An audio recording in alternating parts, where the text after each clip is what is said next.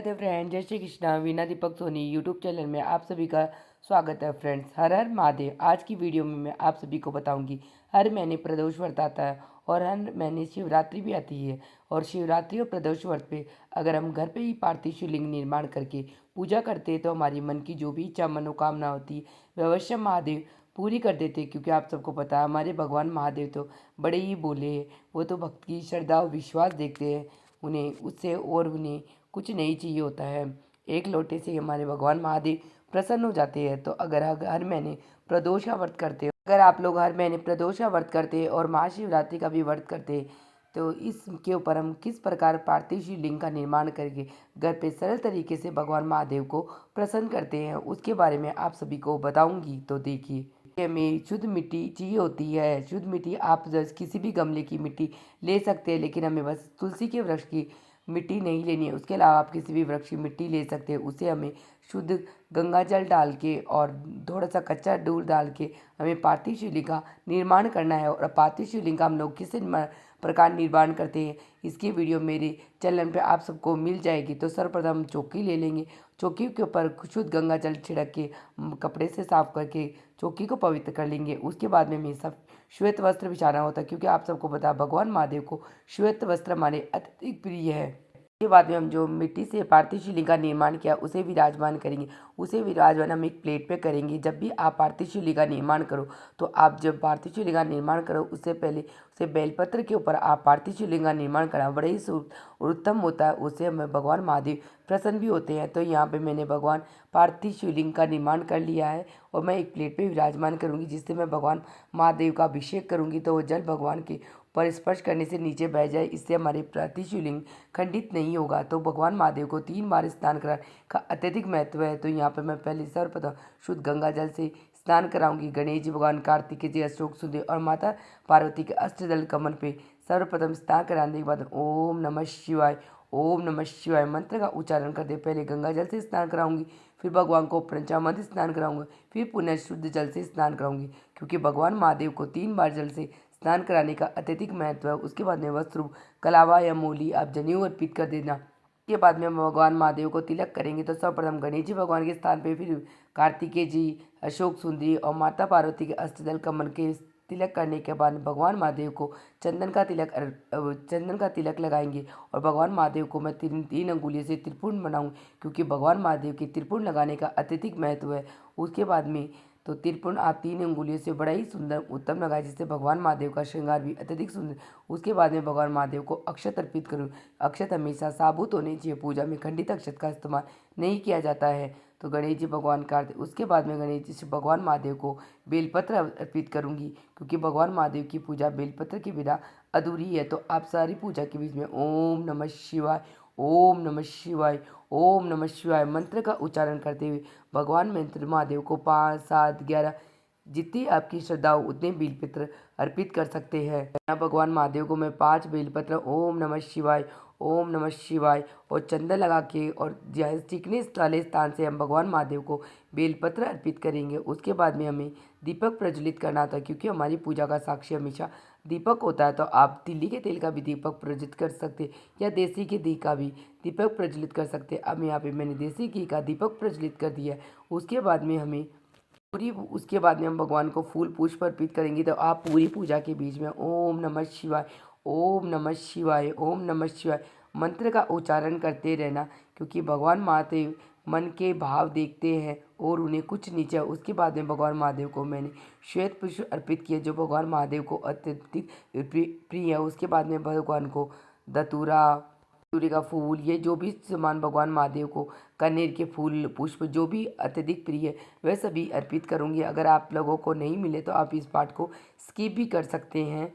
उसके बाद में ओम नमः शिवाय, ओम नमः शिवाय मंत्र का उच्चारण करते हुए भगवान महादेव को श्वेत पुष्प अर्पित करूँगी, क्योंकि भगवान महादेव को ये अत्यधिक प्रिय है। उसके बाद में मंदार के फूल, धतूरे के फूल, ये सभी भगवान महादेव को जो भी प्रिय चीज़ें वह सभी अर्पित कर दूंगी।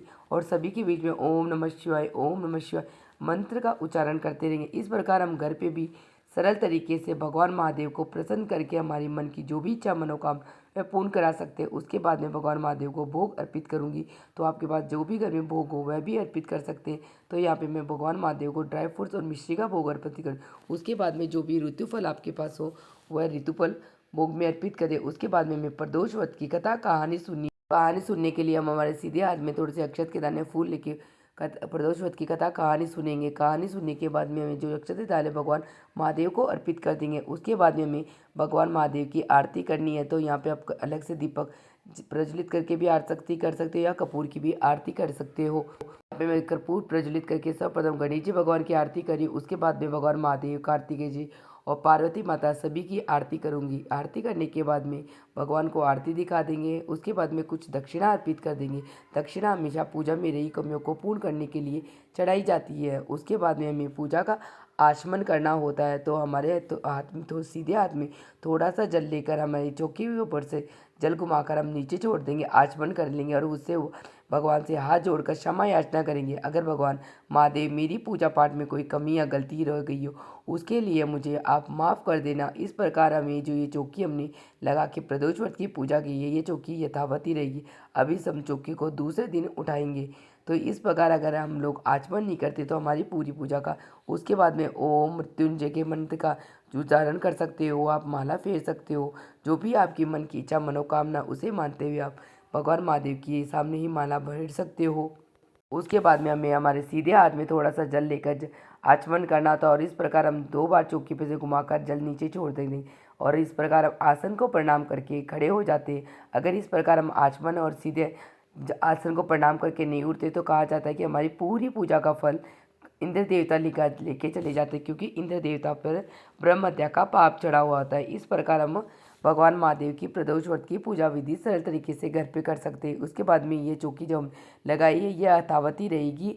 ये हमें दूसरे दिन त्रयोदशी को ये चौकी हटानी होती है। तो त्रयोदशी के ऊपर आप भगवान की फिर से पूजा पाठ करके ये चौकी को हटा सकते हैं। और कहा जाता है कि प्रदोष व्रत की पूजा में आप एक समय खाना खा के भी पूजा कर सकते हो या आप फलाहारी भी व्रत कर सकते हो। इस प्रकार सरल तरीके से आप प्रदोष व्रत की पूजा करके भगवान महादेव का आशीर्वाद प्राप्त कर लेते हो। और उसके बाद में ये हमने पार्थिव शिवलिंग निर्माण किया उसका हमें विसर्जन करना होता है। तो हम कोई भी भगोना बर्तन ले लेंगे, उसमें शुद्ध गंगा जल मिला लेंगे। उसके बाद में जो भगवान महादेव का पार्थिव शिवलिंग या उसे आप लेके और हम ओम नमः शिवाय मंत्र का उच्चारण करते हुए हमें विसर्जन करना है। तो आप जब भी पार्थिव शिवलिंग का विसर्जन कर रहे हो तब उस समय शिवलिंग के जो अशोक सुंदरी होती है उसका मुख आपकी तरफ होना चाहिए। इस प्रकार हमें सीधे से विसर्जन करना है और आपकी जो भी मनोकामना होती है उसे मांगते हुए हमें विसर्जन करना होता है। उसके बाद में भगवान महादेव को जो हमने जनेऊ कलावा ये सब भी चढ़ाए थे इन्हीं का भी उसी जल में विसर्जन कर देंगे। और विसर्जन के बाद में जब ये पानी एकदम में अच्छे से हमारा शिवलिंग विसर्जन हो जाए उसके बाद में ये जल हम किसी भी पौधे में डाल देंगे। बस हमें याद रखना है कि तुलसी के वृक्ष में ये जल विसर्जन नहीं करना, क्योंकि भगवान महादेव के तुलसी पत्र नहीं चढ़ता, इसलिए आप किसी भी अन्य वृक्ष में डाल सकते हो।